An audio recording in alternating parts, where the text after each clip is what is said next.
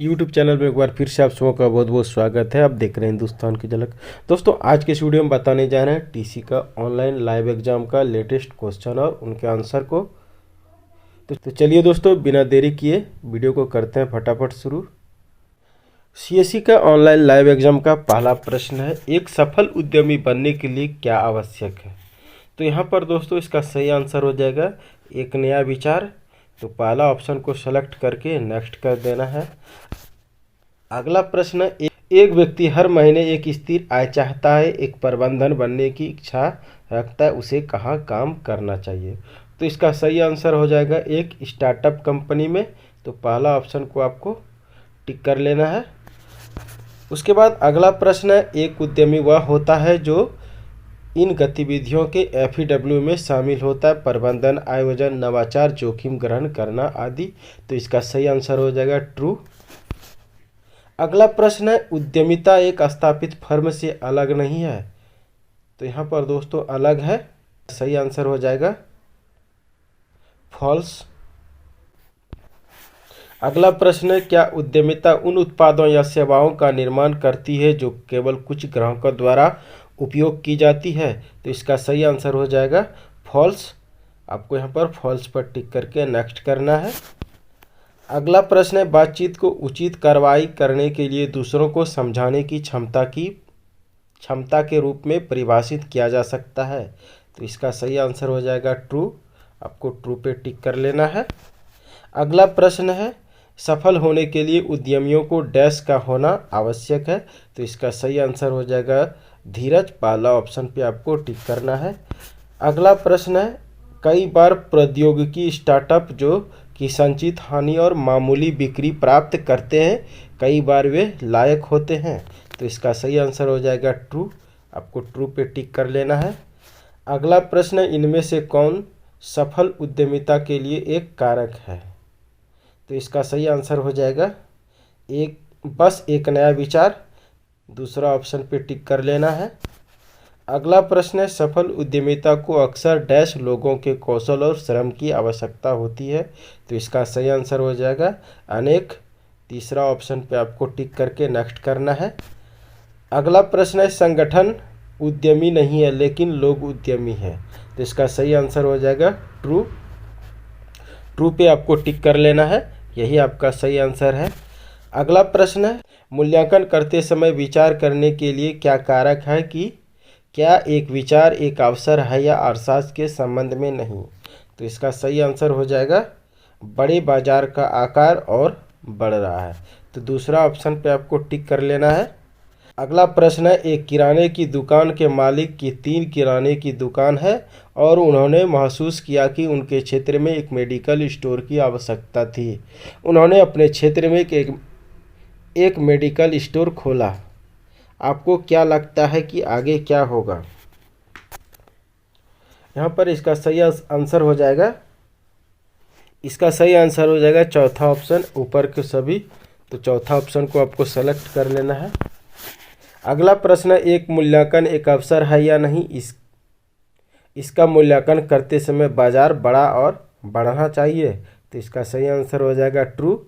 आपको ट्रू पे टिक कर लेना है। अगला प्रश्न है, कैसे पहचाने कि एक विचार एक अवसर है या नहीं। तो इसका सही आंसर हो जाएगा तीसरा ऑप्शन, बोथ आर करेक्ट, दोनों सही है। तो एक ऑप्शन 1 और ऑप्शन 2 दोनों सही हो जाएगा। तो इसका सही आंसर हो जाएगा दोनों सही है। तीसरा ऑप्शन को टिक कर लेना है। अगला प्रश्न है, डैश बेची गई वस्तुओं COGS की लागत के प्रमुख निर्धारक है जो P&L कथन पर दिखाई देता है। तो इसका सही आंसर हो जाएगा चौथा ऑप्शन, सामान का मूल्य। अगला प्रश्न है, उत्पादन स्तर के साथ बदलती लागत को निश्चित लागत कहा जाता है। तो इसका सही आंसर हो जाएगा ट्रू। आपको ट्रू पे टिक करके नेक्स्ट करना है। अगला प्रश्न है, डैश वे हैं जो आर्थिक रूप से एक लागत वस्तु के लिए नहीं खोजे जा सकते हैं और इसलिए इन लागतों को एक लागत वस्तु या वस्तुओं को आवंटित किया जाना चाहिए। तो इसका सही आंसर हो जाएगा अनपेक्षित लागत। दूसरा ऑप्शन पे टिक करके आपको नेक्स्ट पर क्लिक करना है। अगला प्रश्न है, उत्पादन स्तर के साथ बदलती लागत को परिवर्तनीय लागत कहा जाता है। तो इसका सही आंसर हो जाएगा तीसरा ऑप्शन, परिवर्तनीय लागत। इस पे आपको टिक करके नेक्स्ट करना है। अगला प्रश्न है, लगभग सभी व्यवसाय एक बिक्री योग्य इनपुट में आउटपुट को परिवर्तित या संशोधित करते हैं। इसका सही आंसर हो जाएगा ट्रू। आपको ट्रू पे टिक कर लेना है।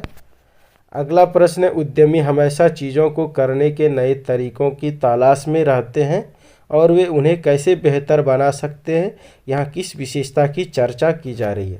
इसका सही आंसर हो जाएगा रचनात्मक। तीसरा ऑप्शन पे आपको टिक करना है, उसके बाद नेक्स्ट कर देना है। अगला प्रश्न है, कमज़ोर संबंध आंतरिक विशेषज्ञता के लिए एक विकल्प है। तो इसका सही आंसर हो जाएगा ट्रू। ट्रू पे टिक करके नेक्स्ट करना है। अगला प्रश्न है, कमज़ोर बराबरी की भूमिका क्या है। तो इसका सही आंसर हो जाएगा तीसरा ऑप्शन, बोथ आर करेक्ट, दोनों सही है। इस पे आपको टिक करके नेक्स्ट करना है। अगला प्रश्न है, एक प्रसिद्ध शिक्षक एक स्कूल में काम करते करते थक गया। उन्होंने अपने क्षेत्र में अपना कोचिंग संस्थान खोला। कोचिंग सेंटर अब सफलतापूर्वक चल रहा है, क्यों? सबसे अच्छा विकल्प चुनें। तो इसका सही आंसर हो जाएगा पहला ऑप्शन, उन्हें पूर्व ज्ञान था और अपने छात्रों की आवश्यकता को समझते थे। पहला ऑप्शन पर टिक करके नेक्स्ट कर देना है। अगला प्रश्न, एक सफल उद्यमी की विशेषता या विशेषता क्या नहीं है। तो यहाँ पर इसका सही आंसर हो जाएगा तीसरा ऑप्शन, स्थिति कठिन होने पर आधे रास्ते छोड़ देता है। तीसरा ऑप्शन पे टिक करके नेक्स्ट करना है। अगला प्रश्न है, दुनिया भर में लेखाकार लेन देन को रिकॉर्ड करने के लिए ट्रिपल एंट्री सिस्टम का उपयोग करते हैं। तो इसका सही आंसर हो जाएगा फॉल्स। फॉल्स पे टिक करके नेक्स्ट करना है। अगला प्रश्न है, एक वास्तविक खाता क्या है। तो इसका सही आंसर हो जाएगा वे खाते जो पूंजी खाता, वेतन खाता, बैंक खाता जैसे व्यक्तियों से संबंधित है। तो इसका सही आंसर हो जाएगा तीसरा ऑप्शन। अगला प्रश्न है, व्यक्तिगत खाते में रिसीवर को डेबिट करें और व्यक्तिगत खाते में रिसीवर को डेबिट करें और देने वाले को क्रय दें। तो इसका सही आंसर हो जाएगा फॉल्स। फॉल्स पे आपको टिक करके नेक्स्ट करना है। अगला प्रश्न है, गीता की किराने की दुकान है, ग्राहकों ने पहले ही उसे 5,000 रुपया का भुगतान कर दिया। गीता ने सप्ताह के अंत में अपने सप्लायर को 2,000 रुपये देने का फैसला किया। अकुरल बेसिक के अनुसार उसके लाभ की गणना करता है। तो इसका सही आंसर हो जाएगा 3,000। दूसरा ऑप्शन को टिक करके नेक्स्ट करना है। अगला प्रश्न, एक व्यवसाय का लाभ डैश के बीच के अंतर के रूप में परिभाषित किया गया है। तो इसका सही आंसर हो जाएगा राजस्व और इसकी सभी लागतें। तो आपको यहाँ पर दूसरा ऑप्शन को टिक करके नेक्स्ट करना है। अगला प्रश्न, किसी भी व्यवसाय के लिए पूंजी के दो प्रमुख स्रोत क्या है। तो यहाँ पर इसका सही आंसर हो जाएगा शेयर और पूंजी। तीसरा ऑप्शन पे टिक करके नेक्स्ट करना है। अगला प्रश्न है, प्रत्येक ईएमआई में ऋण राशि के एक हिस्से का पूर्ण भुगतान और अगले महीने के लिए ब्याज शामिल होता है, जो ऋणदाता को बकाया राशि पर निर्भर करता है। इस पद्धति को डैश कहा जाता है। तो इस पद्धति को दोस्तों कहा जाता है शेष राशि विधि का संदर्भ लेना। दूसरा ऑप्शन इसका सही आंसर हो जाएगा। उसके बाद अगला प्रश्न है, व्यवसाय के प्रमुख निवेश वस्तुएं क्या है। तो इसका सही आंसर हो जाएगा उपरोक्त सभी। चौथा ऑप्शन पे आपको टिक करके नेक्स्ट करना है। अगला प्रश्न है, डैश अनिश्चित भविष्य की योजना बनाने और तय करने के बारे में है कि व्यवसाय को किस तरह का निवेश करना चाहिए। तो इसका सही आंसर हो जाएगा वित्त। पहला ऑप्शन पे आपको टिक करके नेक्स्ट करना है। अगला प्रश्न है, व्यवसाय के विभिन्न रूप क्या है। तो इसका सही आंसर हो जाएगा एकमात्र स्वामित्व भागीदारी निगम। दूसरा ऑप्शन पे आपको टिक करके नेक्स्ट करना है। अगला प्रश्न है, वर्तमान संपत्तियों के सामान्य प्रकार क्या है। तो इसका सही आंसर हो जाएगा नगद, इन्वेंट्री, प्राप्य, अल्पकालिक ऋण और अग्रिम। चौथा ऑप्शन पे टिक करके नेक्स्ट करना है। अगला प्रश्न, इन्वेंट्री कच्चे माल का मूल्य कार्य प्रक्रिया और व्यापार द्वारा आयोजित तैयार माल का मूल्य है। तो इसका सही आंसर हो जाएगा ट्रू। ट्रू पे टिक करके नेक्स्ट कर देना है। अगला प्रश्न, दोनों परिसंपत्तियों और देनदारियों को वर्तमान और गैर वर्तमान के रूप में वर्गीकृत किया गया है। तो इसका सही आंसर हो जाएगा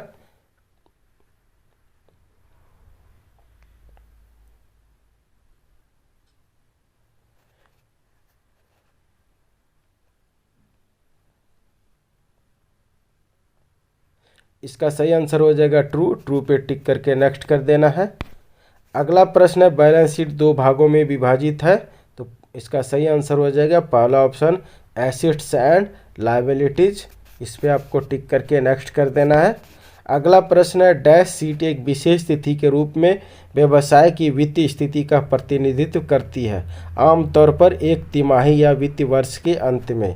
तो इसका सही आंसर हो जाएगा तीसरा ऑप्शन बैलेंस शीट। तीसरा ऑप्शन पे टिक करके नेक्स्ट कर देना है। अगला प्रश्न है, एक महान ग्राहक अनुभव क्या है? एक महान ग्राहक अनुभव क्या है? तो यहाँ पर इसका सही आंसर हो जाएगा तीसरा ऑप्शन सुविधा। तीसरा ऑप्शन पे आपको टिक करके नेक्स्ट करना है। अगला प्रश्न, आई संपर्क की कमी और अनुचित आसन डैश बाधा के उदाहरण हैं। तो इसका सही आंसर हो जाएगा तीसरा ऑप्शन व्यवहार। इस पे आपको टिक करके नेक्स्ट करना है। अगला प्रश्न है, सुनना सुनने जैसा ही है। तो इसका सही आंसर हो जाएगा फॉल्स। इस पे आपको टिक कर लेना है। अगला प्रश्न है, ग्राहकों को अच्छी ग्राहक सेवा प्रदान करने के लिए कर्मचारियों में ज्ञान और कौशल का निर्माण करना महत्वपूर्ण है। तो इसका सही आंसर हो जाएगा ट्रू। आपको ट्रू पे टिक करके नेक्स्ट करना है। अगला प्रश्न है, एक विश्वसनीय सलाहकार ग्राहक को आक्रामक रूप से उत्पाद को बढ़ावा देता है। तो इसका सही आंसर हो जाएगा फॉल्स। फॉल्स पे आपको टिक करके नेक्स्ट कर देना है। अगला प्रश्न है, ग्राहक किसी विशेष स्टोर से खरीदारी क्यों कर रहा है? तो इसका सही आंसर हो जाएगा क्योंकि ग्राहक उस उत्पाद या सेवा को महत्व देता है जो दुकान प्रदान करती है। तो इसका सही आंसर हो जाएगा दूसरा ऑप्शन। इस पे टिक करके नेक्स्ट करना है। अगला प्रश्न है, मूल्य ग्राहक के लिए कितना मूल्य बनाया जा रहा है से जुड़ा है। तो इसका सही आंसर हो जाएगा ट्रू। ट्रू पे टिक करके नेक्स्ट करना है। अगला प्रश्न है, उद्यमियों के लिए मूल्य फ्रेमवर्क के अनुसार नीचे दिए गए सबसे अच्छे कथन का चयन करें। तो इसका सही आंसर हो जाएगा मूल्य निर्माण, मूल्य वितरण, मूल्य पर कब्जा। पहला ऑप्शन सही हो जाएगा। इस पे आपको टिक करके नेक्स्ट करना है। अगला प्रश्न है, बनाए गए मूल्य के हिस्से पर कब्जा कैसे करें? तो इसका सही आंसर हो जाएगा तीसरा ऑप्शन बोथ आर करेक्ट। दोनों सही। इस पे आपको टिक करके नेक्स्ट कर देना है। अगला प्रश्न है, सही कथन का चयन करें। तो इसका सही आंसर हो जाएगा मूल्य ग्राहक द्वारा उपभोग की जाने वाली सुविधाओं या सेवाओं पर निर्भर करता है। यही आपका सही आंसर हो जाएगा चौथा ऑप्शन। इस पे आपको टिक करके नेक्स्ट कर देना है। तो दोस्तों, इस प्रकार से आप बड़े आसानी से क्वेश्चन को पढ़ना है और उनके आंसर को टिक करके नेक्स्ट पर क्लिक करते जाना है। उसके बाद अंतिम में सबमिट कर देना है। तो आज के इस वीडियो में आपको टीसी लाइव एग्ज़ाम में सीएससी लाइव ऑनलाइन एग्ज़ाम में पूछे जाने वाले 50 में से 50 क्वेश्चन को बताया जो कि लेटेस्ट है। इस वीडियो को देख करके आप बड़ी आसानी से टीसी एग्ज़ाम को पास कर सकते हैं, सीएससी एग्ज़ाम को पास कर सकते हैं। यदि आप पास नहीं कर पा रहे हैं तो आप हमें व्हाट्सएप में मैसेज कर सकते हैं। आपको डिस्क्रिप्शन में व्हाट्सएप नंबर मिल जाएगा और साथ ही मेरा टेलीग्राम ग्रुप भी आप ज्वाइन कर सकते हैं, तो डिस्क्रिप्शन में ही मिल जाएगा। उम्मीद है यह वीडियो आपको पसंद आया होगा, साथ ही हेल्पफुल भी लगा होगा। इस वीडियो को बनाने का उद्देश्य है जानकारी प्राप्त करना। तो आज के लिए इस वीडियो में इतना ही। फिर मिलते हैं अगले वीडियो में एक नए वीडियो के साथ। तब तक के लिए धन्यवाद। जय हिंद, जय भारत।